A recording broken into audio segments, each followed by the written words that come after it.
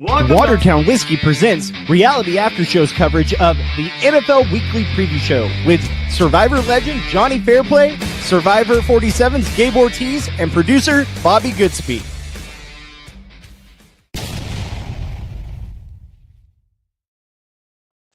Oh, hello there, wherever you're listening, however you're viewing, over on the Reality After Show YouTube channel live or joining us after the fact on the archived episode. We love you all the same. Thank you so much for being here. My name is Gabe Ortis, Survivor 47, alongside Jonny Fairplay and producer extraordinaire Bobby Goodsby. As the NFL season slowly comes to an end, we only got a couple more weeks left of football, and then we enter the dark days of sports in between football and before baseball starts.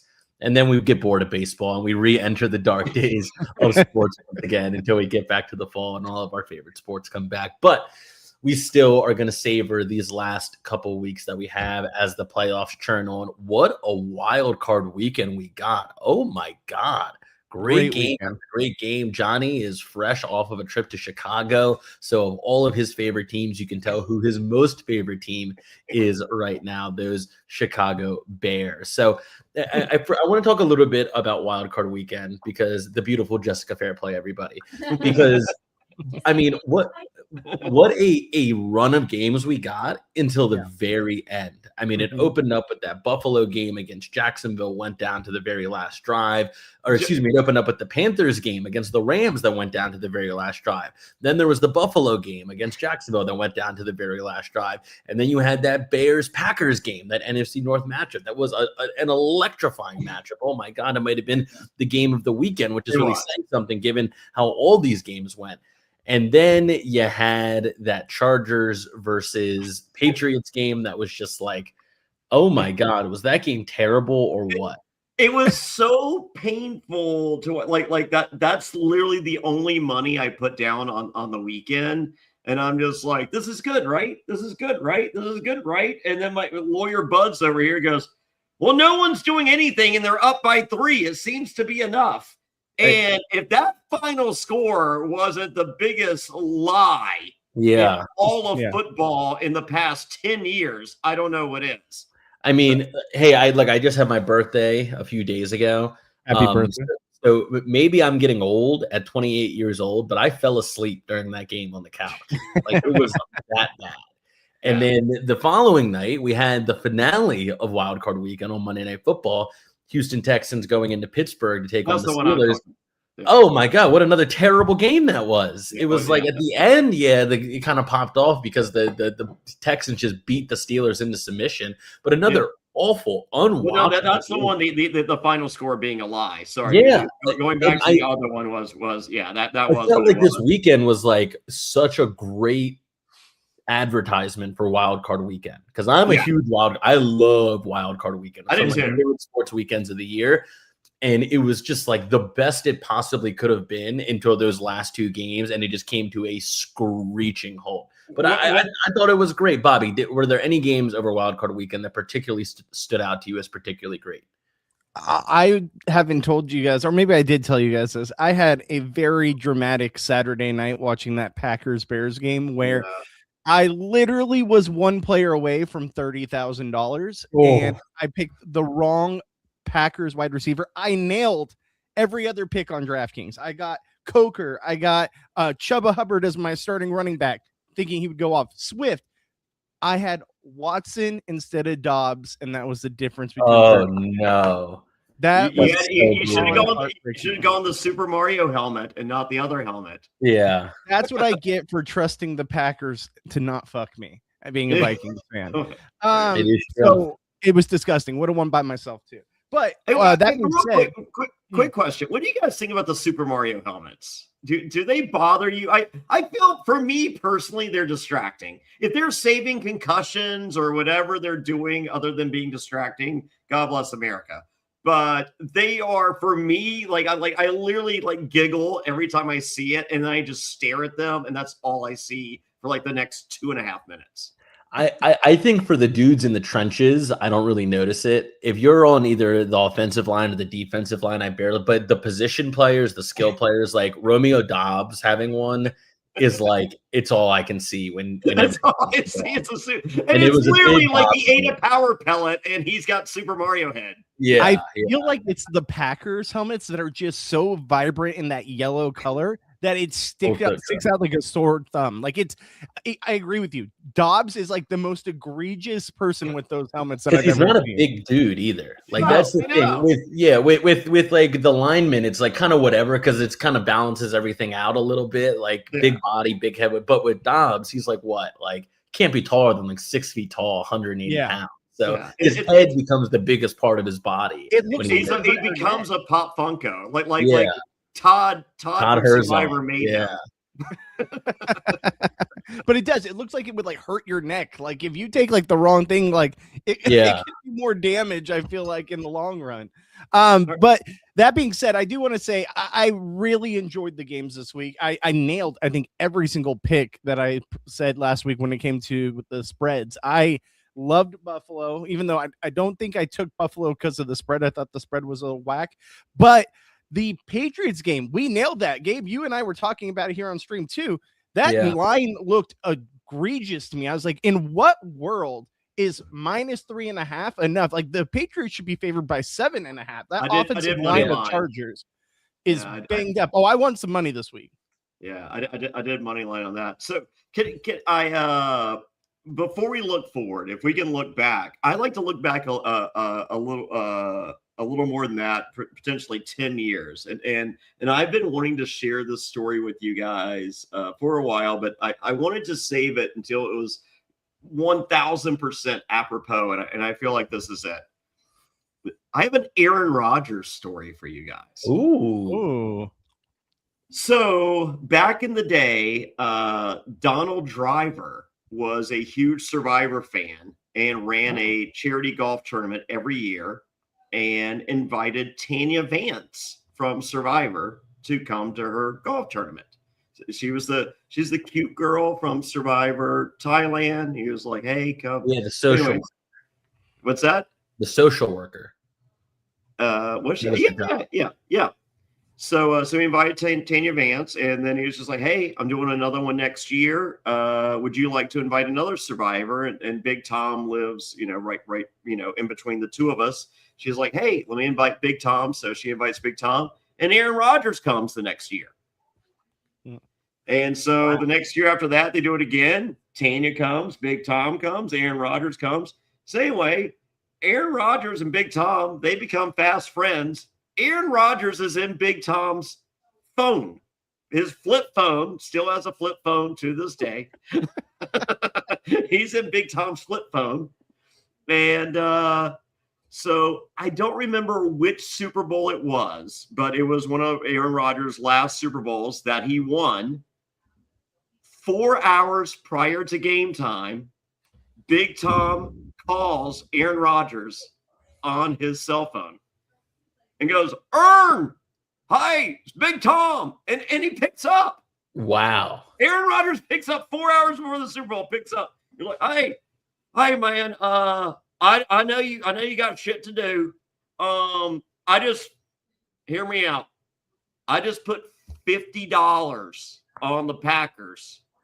And I just want to make sure it's good. Like, you ain't sick. You ain't got the flu or nothing. You ain't stubbed a toe."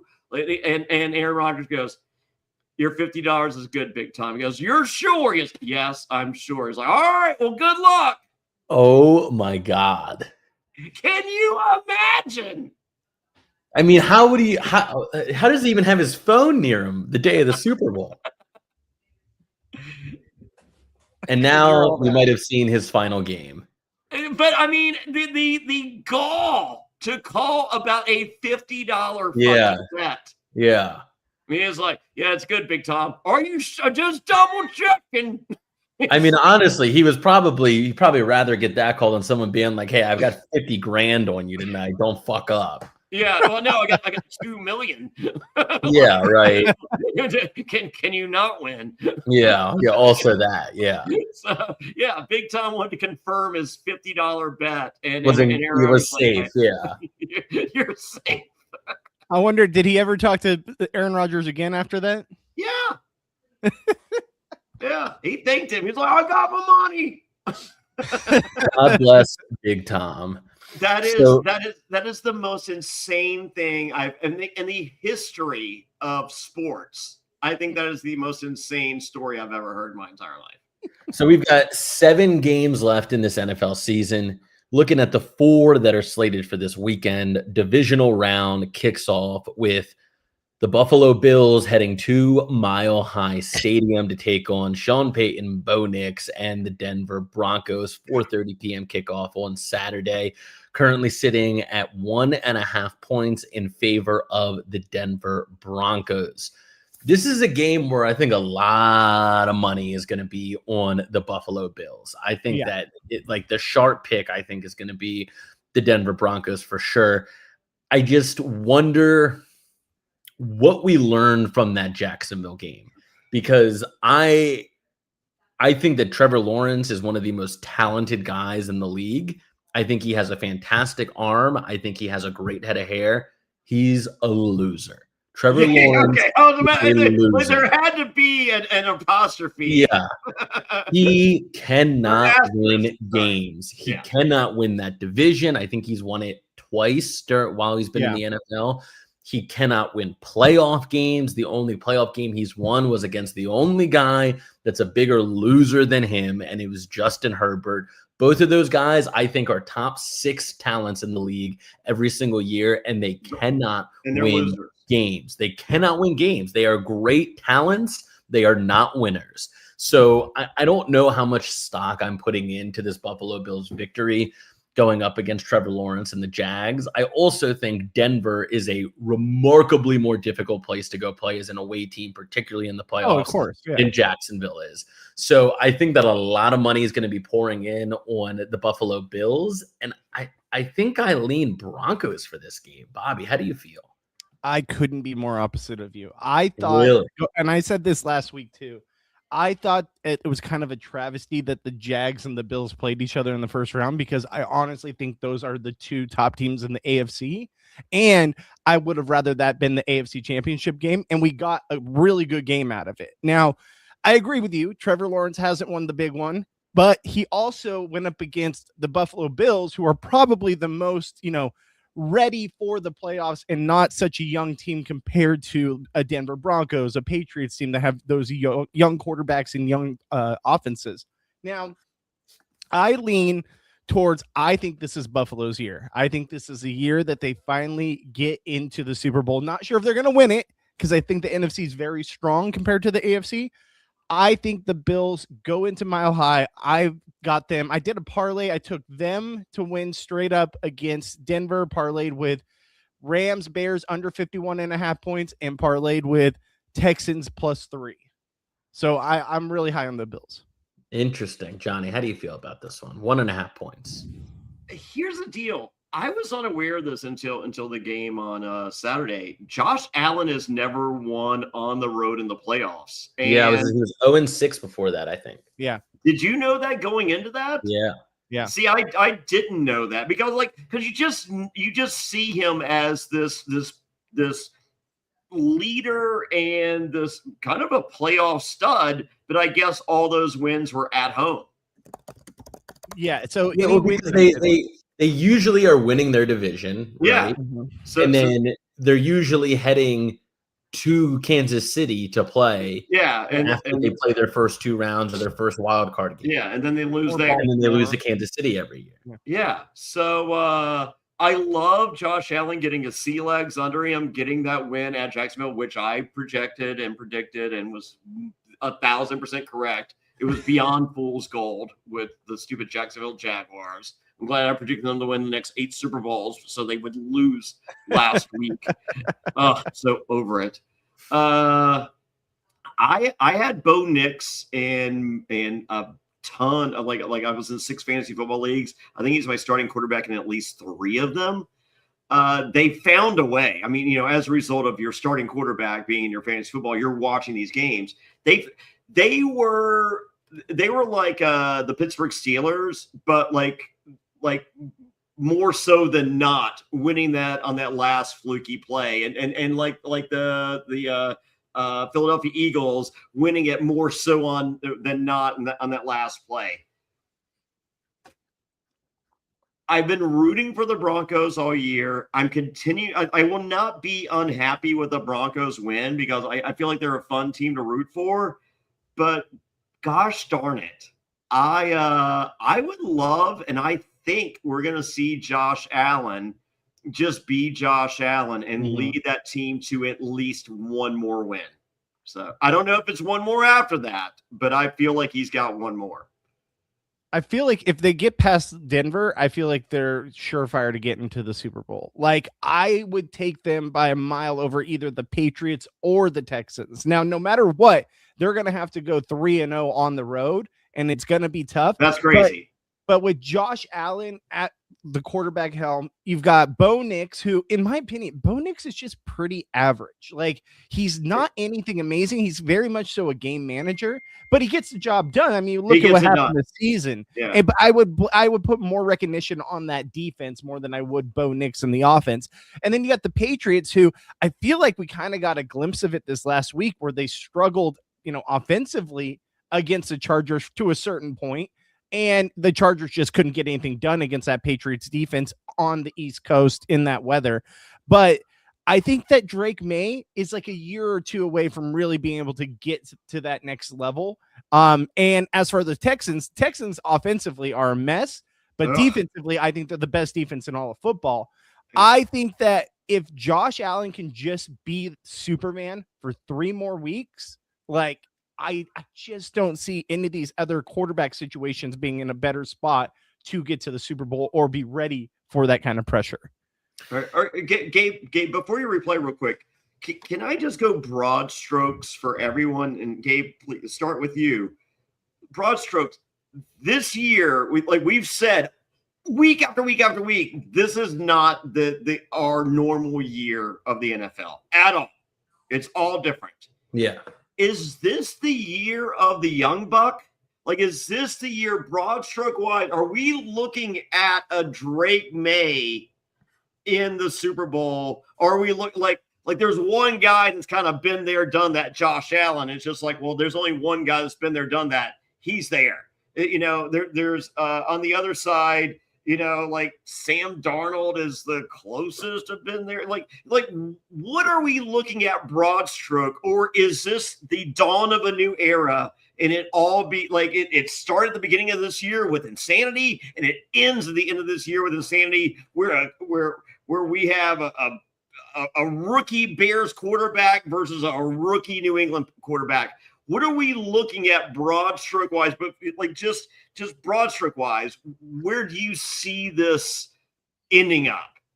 I think that this is the year where a lot of guys get told you're going to have a lot of great seasons, but not this one. I think Drake May gets told that before he makes it to the Super Bowl. I think Caleb Williams gets told that before he makes it to the Super Bowl. I think there's a lot of young dudes who are going to come onto the scene, and it's going to be that, when they meet in the middle after the game, hey man, you got a bright future in this league, just not today. That's how I think this season ends for a lot of these teams that burst onto the scene. I think that we are going to see either the 49ers or the Rams representing the NFC. And I think we are going to see either the Houston Texans or the Buffalo Bills representing the AFC. I think it's going to be teams that we've grown used to over the past few years that are going to be in the Super Bowl. Okay. I think I'm okay with that, because like if we look back at this year as like, remember that year when these 4 guys were almost there, and the next 9 years, these are the guys we see in the mix in the Super Bowl every fucking time. I think we're all cool with that. No, I agree. No, I totally agree with that. So I look at this Bills game coming up. Here's what I think the biggest difference that the Bills are going to have to face between what happened in Jacksonville and what's going to happen in Denver. Everybody on this Denver team gets sacks. Everybody on the defense does. Yeah. They have 3 guys who have 7 or 8 sacks, and then their sack leader, Nick Bonito, has 14 sacks on the season. The sack leader on Jacksonville, I think, was Josh Hines Allen, who had like 7 sacks this year, 8 sacks maybe, but like they have 3 dudes on this defense that have hit that mark. So I think that, you know, something that Bobby was saying was like, Josh Allen is going to have to be Superman one more time. He was Superman in Jacksonville, and they barely got out of there. Mm-hmm. And like I said, their best pass rusher was Josh Hines Allen with 8 sacks. They have 4 Josh Hines Allens on this Denver team. So it was like, we're going to sell out to stop one dude from hitting Josh Allen, and we should probably be okay. Every single one of those dudes on Denver's D-line is going to have one-on-one matchups. Like, okay, they're going to double Nick Bonito, and then you have 3 dudes who have 7, 8, 9 sacks who are going to be rushing Josh Allen on one-on-one situations against the Bills O-line, which is played okay this year. I think that it's going to be too much to handle away from home. I think Josh Allen is going to be under pressure the entire game. I do think that's true, regardless, win or lose. Yeah, and so that leads to my next point, which is the Bills winning this game. People are going to look back at this and be like, oh my God, this was one of the best single playoff game performances by a quarterback that we've ever seen, which I don't think is outside the realm of possibility. I think that is on the table, but I don't see this being like a complete win for the Bills, that all phases played well and all phases won the game. They won. Like, it's going to be Josh Allen is going to have maybe his best game of all time to win. He's just going to be getting pass rushed the entire game by dudes who have been hitting the quarterback all year long. And then you add in a secondary led by Patrick Surtain II, who is arguably the best in his position in the league. Like, this is going to be a defenses wins championship kind of game for Denver. Yeah. And again, back to one of Bobby's points, Bo Nix doesn't have to be more than a game manager to win this game. I think they're going to have extra possessions because of turnovers this game. If Bo Nix can keep the ball off the ground and out of defenders' hands, I think they win this game, and I think it could be more comfortable than people think. I think Josh Allen's going to be in hell. He was in hell in Jacksonville. He went into the blue pen twice. But at the same time, didn't that make you want to watch him win more? Just like, oh my God, he survived this. Like, oh sure, I agree, but that runs out. Nobody does that to a Super Bowl. I mean, oh my God, I feel like we have seen that story. Steve McNair. Steve McNair with the Titans. Yeah, he did that to the Super Bowl. Yeah, that's fair. And I would say those two players are quite similar between McNair and Allen. Yeah. I just feel like, when is there going to be another year where he's going to have a playoff run without Mahomes, without Lamar Jackson? Yeah, no. This is it. Never. This is it. I don't think the stars align. As I said, I think it's fun. Like, I'm all about the new breed, not the new era, but we'll get to the young Bucks. I am a supporter of the Young Bucks, and I love those stories. It's so, because like, I'm tired of the same, like Traders season 4 is just like, oh my God, this sucks because there's no gamers in the turret. I'm like, great. I saw that for 3 seasons. I want to see something else. Yeah. I've watched the NFL for the last, I've watched it for my entire life, but let's just say the last 10 years, we know the starting cast. Yeah. We know the players that are always there. Been there, fucking done that. However, I'm like, I wouldn't mind a Josh Allen before it's all said and done, because I do think we're going to have the Caleb's coming up. I do think we're going to have the Sam Darnolds. I do think we're going to have the Drake Mays. I think those are like, literally, if we do this podcast for 10 more years, in 10 years, it'd be like, oh my God, enough of the Drake May. Oh my God, can him and Caleb just step away one from the Super Bowl so we can talk about someone else? So no, I do think that's going to be the story. And I am ready to turn the page, but I'm just like, is Josh Allen that one guy that I'm like, I'm cool? Because Matt Stafford, I'm not cool with. Like been there, done that. We're done. Yeah. I'm okay. I'm over it. Like I'm wearing the Bears shirt. We'll get to that prediction, but I will allow, and I feel like I would love that last Josh Allen chapter. Looking at the night game for Saturday, one of the quarterbacks you mentioned is going to be playing in this one. The San Francisco 49ers will be heading to Seattle for their first game. The 1 seed Seattle, led by former Ravens defensive coordinator, now head coach for the Seattle Seahawks, Mike Macdonald. This game is the craziest spread of maybe the entire playoff so far. One of the craziest spreads of the year. 7 points in favor of the Seattle Seahawks. Oh, I am shocked by this line. And I understand that Kittle's out. Tore his Achilles in that first playoff game. He's done. But 7 points with Sam Darnold as the quarterback. Like, are we going to fall for this again? Look at his last 3 weeks of fantasy football points. If you can total him up to 18. Are we going to fall for this again? He's doing it again. Let's be very clear. And Bobby knows better than anybody. What happened last season is happening again. And they're giving the San Francisco 49ers a full touchdown.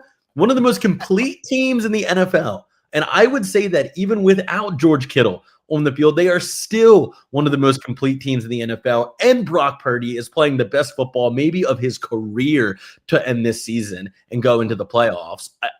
I am stunned by this line. Johnny, are you with me on this? Well, I am wearing the 74 Fairplay jersey. I don't love the line. I am.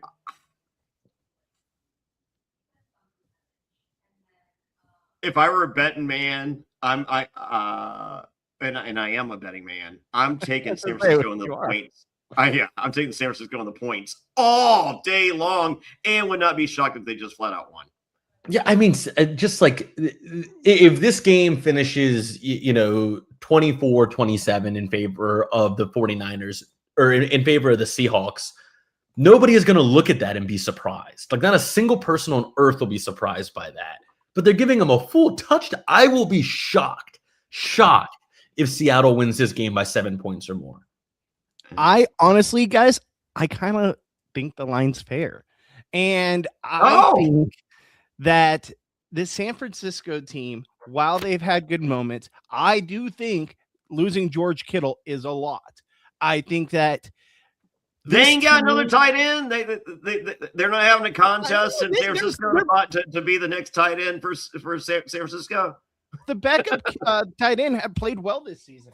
The thing is, I just think that the Seattle defense, especially at home, I think 7.5 is fair. I think the line is insane. I think if you had told me the line was 6, I'd be like, I get it. No Kittle, we're good. 7.5 is crazy. So I love taking 7.5 in the points. If real life were a thing and the line is 6, I like Seattle. And I look at this 49ers team, they have weapons everywhere. DeMarcus Robinson, who's a fine wide receiver. Christian McCaffrey. But like DeMarcus Robinson was the star pass catcher of their game against Philly. Christian McCaffrey is the star everything of this team. And he still goes and gets his 2 touchdowns that he gets every game, McCaffrey. Yes. And it's rushing or catching or both every semblance of the way. I think that they have more firepower than the 49ers do. I think that the Seattle Seahawks have a suicide bomber at quarterback. I can't unsee what I saw last season with Sam Darnold. Yeah. I cannot unsee that. And if he goes out and he eats 10 sacks this game and turns the ball over, it's going to be a slaughter on behalf of the 49ers. I personally, if I bet against Sam Darnold blowing up the bomb on his chest and, losing the game, and I lose that bet, I am sleeping totally fine that night having lost that bet. But if I bet on Sam Darnold and he shits down his leg, I'm going to be up all night wondering what the fuck was I thinking? Why did I do that? Yeah, Bobby of all people, like Bobby, okay, you've seen Sam Darnold in the same spot in the playoffs and a defense that could dial it in on a quarterback. Oh, trust me, Sam Darnold in the playoffs is a different beast. Yes, but and a defense like okay, the Houston Texans have the best defense in all of football. I think we can all agree on that. 100%. Yeah. Let's throw a vote. We're all in. Yes, they second best, probably Seattle.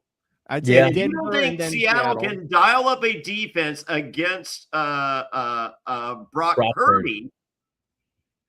Brock's been playing well though. Brock Purdy's been playing, especially in December. I know, but I feel like Brock Purdy's hot, but like the answer might be this might be the defensive playoffs, and I don't hate it as a fan of, because if you're watching with your friend that doesn't that you know is casually watching sports ball, this is the most exciting thing in the world.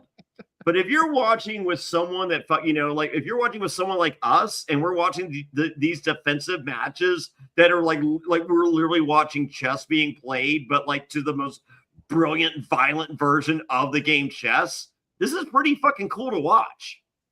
Oh, I totally agree with that. And I think it's why so many of these games are so highly anticipated for this weekend. Because like the headlines of the week are Seattle's defense, Houston's defense, and the Broncos defense. So what is San Francisco's defense going into Sam Darnold? All right, like it's not the same as Detroit last year. Sure. But I think the story there is, who is Sam Darnold going to be in this game? I think Sam Darnold's okay as long as he's not like let's just say let's say Seattle wins and the Bears. I feel like the Bears are eating fucking Sam Darnold apart. I think that Sam Darnold comes in with the biggest like pressure on his shoulders over any quarterback that's left in the playoffs outside maybe Josh Allen.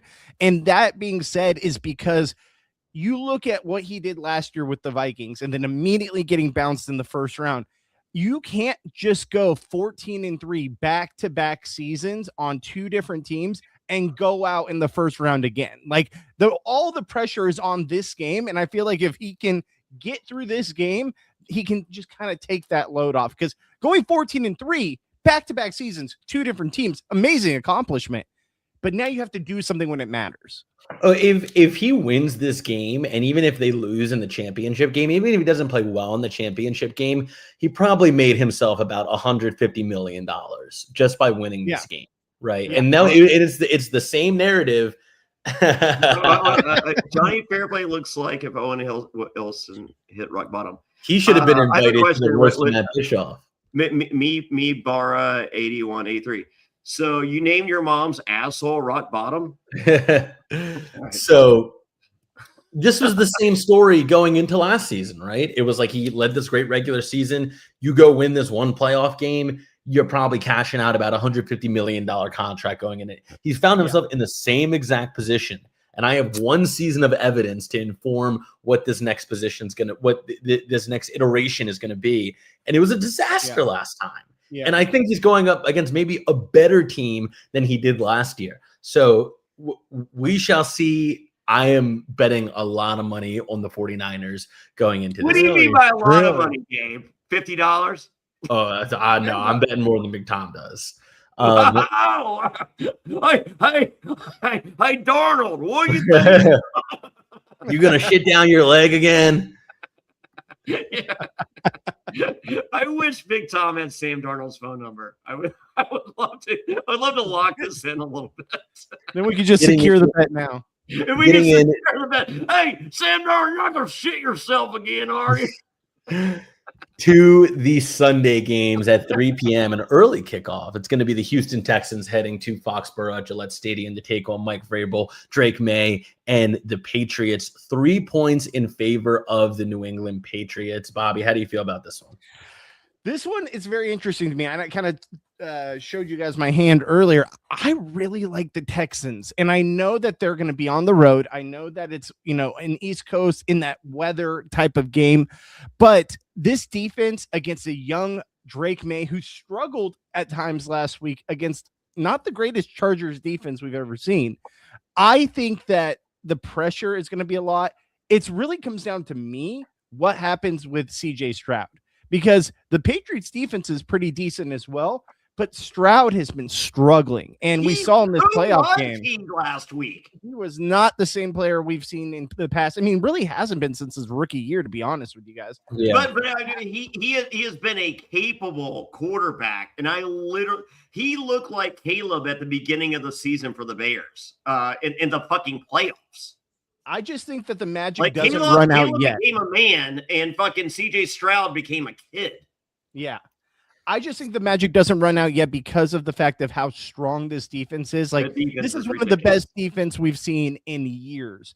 I think that this defense is able to get to Drake May. I think Drake May shows signs of only being a second-year quarterback. And I think that CJ Stroud just does enough to get them to the next round. I think that the line, I'll take the plus 3 points all day. Johnny? I like New England because I think CJ Stroud showed me that he's not the like Caleb Williams at the end of that Bears game. The stoicism that he showed was the look of a leader and a stud. And this is the same guy that's fucking cried on the sidelines on a fucking loss. And hey, I get that part too. I don't take losses well either.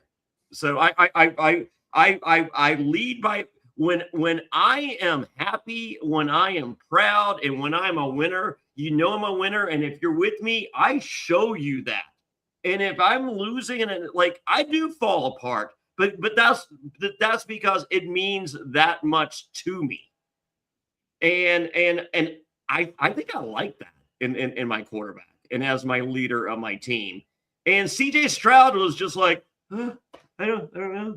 I feel like he's been like that his whole career too. Yeah, and that's not the guy. And I don't think that's the guy that went like your defense might win you a Super Bowl, but you didn't win a Super Bowl.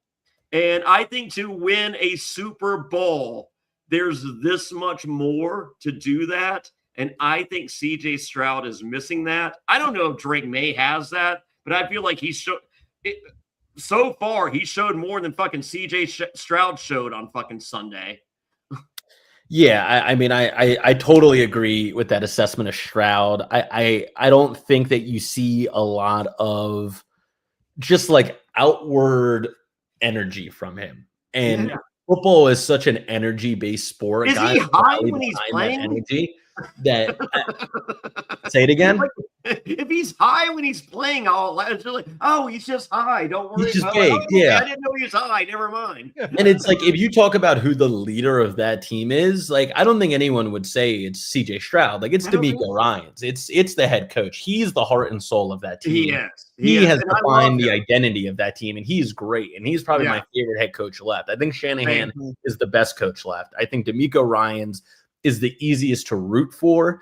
And I think that this Texans team is embodied by him. And I think it's getting more and more rare that is the case in the NFL. I think that was more, common back in the day, but nowadays these quarterbacks are really going to make your team win. Yeah, right. And like, I mean, we see two guys in John Harbaugh and Mike Tomlin, be on the market now, but those are two guys who I think were really carrying the torch of the head coach, setting the identity and the philosophy of the team. At least on a public stage, that belongs to the quarterback now. And the Texans are a bit of a throwback this year in that, DeMeco Ryans is the guy. CJ Stroud is kind of just keeping them afloat. And you look at this defense, like if they win this game, it's not going to be because of Stroud. It's going to be because Danielle Hunter and Will Anderson Jr. beat the fuck out of Drake May over 4 quarters and put him on the ground and force him to turn the ball over. That's their path to victory here. And I think that when you look at the Patriots, they are totally built on their ability to hit home runs, right? Deep balls to Stephon Diggs and Travion Henderson ripping off these like 60-yard touchdowns. That's what their entire season has been built on. Just hitting home run after home run against really bad teams throughout the entire season. And Stephon Diggs not going to jail. And Stephon Diggs staying out of prison. And I think that what we're going to see this week is going to be the most difficult game they've had to play. They're going to be playing a good team that is playing well at the time that they're facing them. It'll probably be the best defense they've had to play all season. Yeah. I just think it's going to be very uncharted territory for Drake May. And I think it's going to be uncharted territory for Mike Vrabel. I know that he's been in the playoffs before. He's been to an AFC championship game before. But I don't think he's been there with a quarterback that has never been there, right? It was Ryan Tannehill when he made that run the first time, Mike Vrabel. Now he's going to have to do it with a young guy who has gone through most of this season without a lot of adversity. And this is going to be an adversity-laden game. He's going to get hit. He's probably going to turn the ball over. He's going to be uncomfortable for large chunks of this game. I don't think that we've seen him deal with that yet. And I think that this is a really tough spot to have to figure those things out on the fly.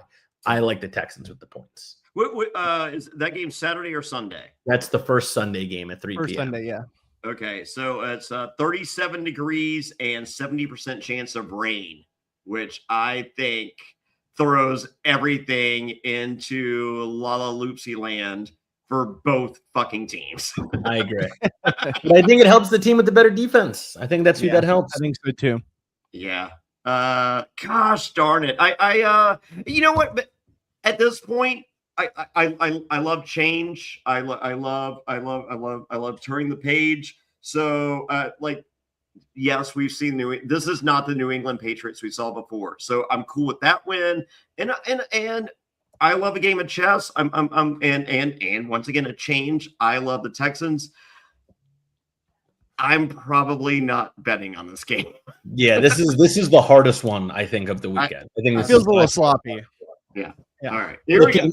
At the last game of the week, it's going to be the Los Angeles Rams, and this is a worthy last game to end the divisional round. Yes. The Rams heading to Soldier Field to take on Caleb Williams, Ben Johnson, and their Chicago Bears, currently 3.5 points in favor of the visiting Los Angeles Rams, Great. led by Super Bowl champion and potential MVP Matt Stafford, Puka Nacua, Sean McVay.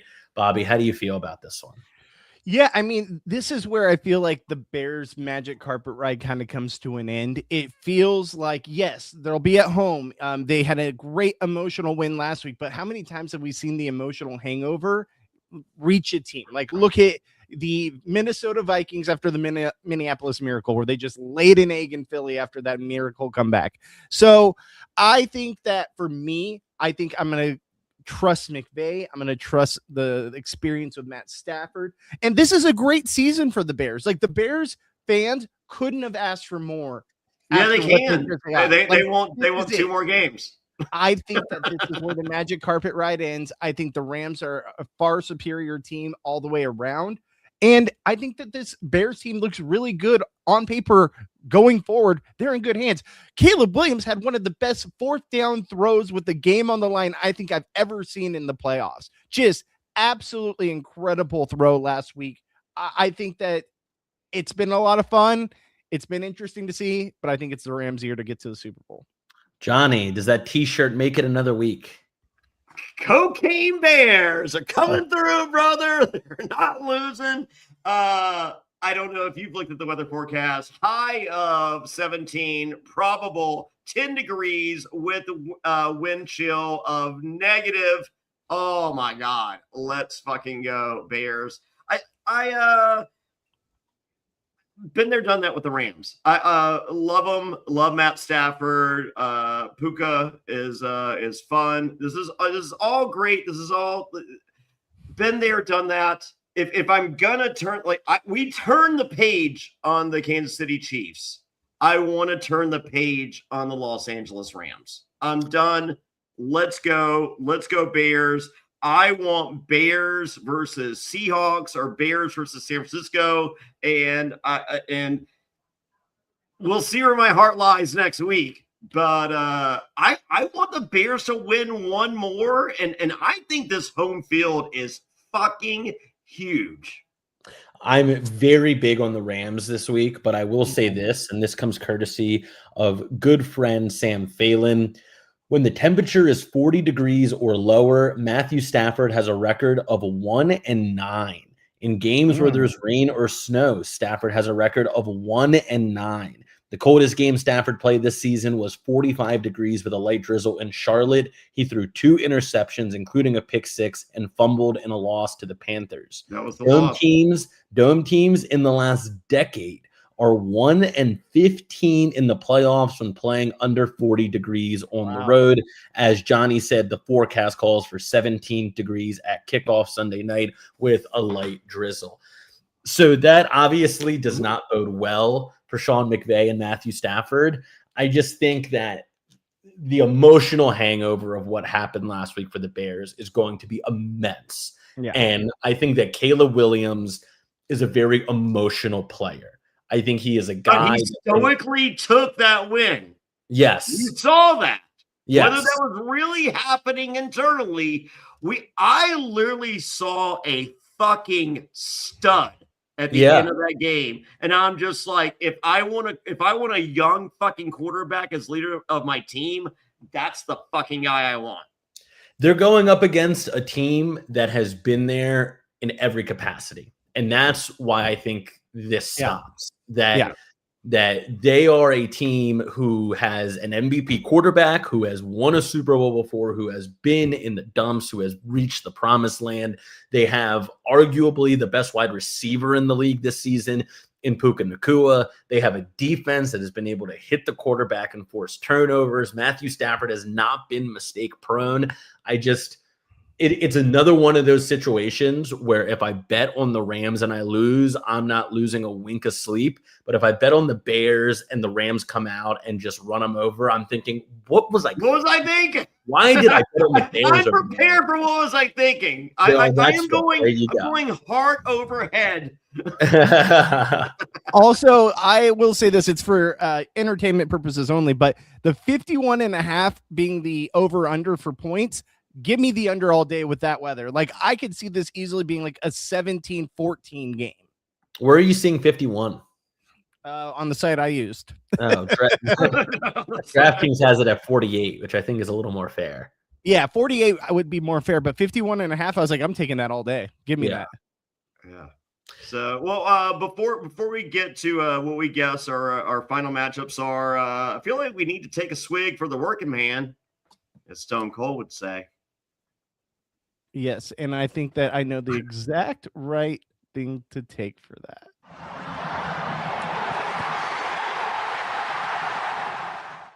Watertown Whiskey, guess what? Philadelphia Eagles back-to-back. Here we go, Super Bowl champions.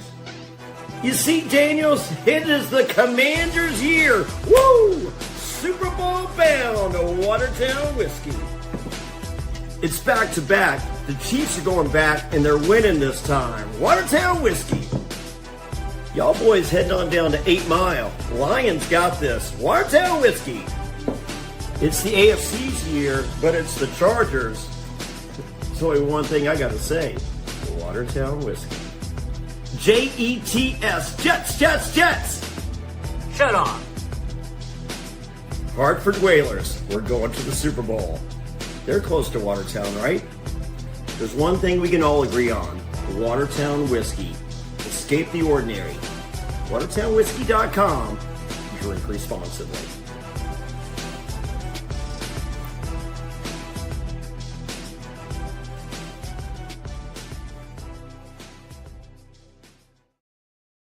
WatertownWhiskey.com to go get your hands on the best whiskey in the land. Whiskey made with natural flavors. Please drink responsibly, especially on divisional round weekend.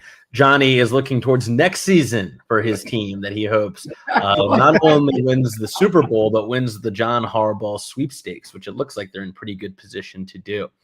So I thought this was my Patriots Super Bowl jersey. Close, but not quite. Not quite. Yes.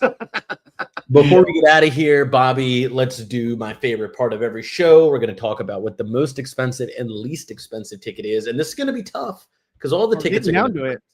They're all pricey, and we're down to only 4 games. So I mean, this might be the last week we're able to do it because next week it's only going to be 2. Yeah. Well, we can do it next week. Which one's the most? Which one's more and which one's least? Yeah, I mean, we have been known to guess incorrectly by a lot. So I will say this week, the lowest ticket price was 260. I'm not going to say which teams. Yeah. The lowest ticket price is 260, the highest being 507. Wow. So what are your guys' thoughts on who the most expensive ticket is? I'm going to say the Sunday night game, Rams at Chicago Bears. Okay. All right. And Johnny? I think it's an LA team that's been marketed as the best team in the NFL, going up against the most passionate fan base left in the league that has been the most deprived of the playoffs. Yeah, right. Chicago Bears. So my friends that I stayed with at in Chicago for the Traders Party, they have season tickets, they have playoff tickets, they've already bought Super Bowl tickets. Oh wow. Wow. For the record, they were gifted the Super Bowl tickets from his father before the season. And it's just like, hey, this is going to be the year, right? And they say this every year. And he's just like, fair play. Can you? I'm like, I cannot believe it. He's like, no. Can you believe it? I'm like, no, I can't believe it. I do an NFL podcast. He goes, I listen to your NFL podcast. This is crazy. You call this fool's gold for most of the year. So no, I'm going Chicago Bears, the most expensive ticket. All right. And now least expensive ticket. What are you guys thinking? This is actually a tough one because all these games are pretty good and they're all in good markets too. Yeah. I'm going to say 49ers at Seahawks is the least expensive ticket of the weekend. I think George Kittle being hurt takes a big star out of the equation. And I also, but I don't know because that's a good travel game. So, 49ers fans are going to be travel. Maybe not. I'm going New England. Yeah, that's probably right. But I'll stick with my guess of Seattle. All right. So least expensive at $260 being the lowest ticket is indeed Jonny Fairplay. Correct. Houston at New England. $260. And then see Houston, dude. Sorry. The most expensive ticket, which you guys were pretty off on, San Francisco at Seattle. Yeah. Well, I didn't think about how close those two teams were. And it's a rivalry. Yeah, so all that makes perfect sense. And a rivalry, and those people had a week to save money to buy tickets. Also true, yeah. So you could jack it up. It's your only chance. Yeah, all that's true. All right, Johnny, let the people know what else we're going to be doing on the channel tonight. Who, me? Yeah, you. I said Johnny. Let the people know what else we're going to be doing on the channel tonight. That's usually a throw to Bobby question. Wow. I don't know. We're doing some stuff. It's gonna be fun. So we have a Traders podcast. It's me, Bobby, and Ty from Destination X, and special guests throughout the season. No spoilers, but I guess I should throw out just a couple. I guess Rob C is gonna join us for a podcast. That's really? Yeah. So Rob C is gonna join us, and I don't know. I feel weird saying my new best friend. Michael Rappaport is going to be joining us for the podcast. Right. That's okay. What about tonight? We're doing something tonight, right? Yeah. So we are leaving this in seconds. Hopefully, well, it could be minutes, but I'm guessing seconds. And we're going over to the Patreon. Go to realitypatron.com. That's realitypatron.com. And we're talking Survivor 50 and Trader Season 4. And I guess we're playing a drinking game. And it's me, Bobby, who I like to call Bob Dog when we're drinking. Me, Bob Dog, and Gabe Ortis, my favorite birthday boy ever. We are 2 nights two nights away. Nice. Yeah, yes. 2 nights past. It's still your birthday. I actually left early from my daughter's 18th birthday party. Because I was like, I have something much more important to do. It's Gabe Ortis's 2 days past birthday. Hell yeah. Yeah, she understood. Gabe, next time just send it to me to plug things. All right. Yeah, right. Yeah, so we're going in circles. Yeah, so we're doing some fun stuff. Go to realitypatron.com. Join now. Any level gets you in. Go to realitypatron.com. And then we got Beast Games. We had Jesse from Survivor join us on the last one. Sue is still in this thing. I watched half the first episode today. I loved it. I am all in on Beast Games. I am following up. I'm just catching up. Like I traveled. I got I got life. I got an 18-year-old's birthday. I did not leave early. Spoiler. So no, I'm catching up. Beast Games is awesome. We're talking Survivor. Gabe's big move has like a couple of these before season 50 starts, allegedly. Who's to say? And so Matt Bischoff's joining us. We're drinking. It's going to be fun. There's so much cool stuff. Sign up now. Subscribe. Tell your friend. Tell your neighbor. Tell your ugly ass cousin. And get them in here. And let's do this. Gabe? Bobby, get us out of here. All right, guys. We'll be back in a few minutes. Join the Patreon so you can join us for our Survivor Traders drinking game with Matt Bischoff joining us as well. So very much looking forward to that. And we will see you guys next week for the AFC NFC Championship game breakdown. Bye, guys.